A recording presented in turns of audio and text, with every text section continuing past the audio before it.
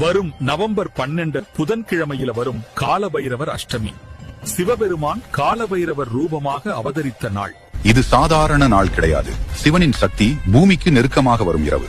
நமக்கு வரும் தடை, பயம், கெட்ட சக்தி இவைகளை கண நேரத்தில் சுட்டெரிக்கும் அருள் ரூபமே காலபைரவர். அந்த நாளில் ஒரு தீபம் ஏத்துங்க.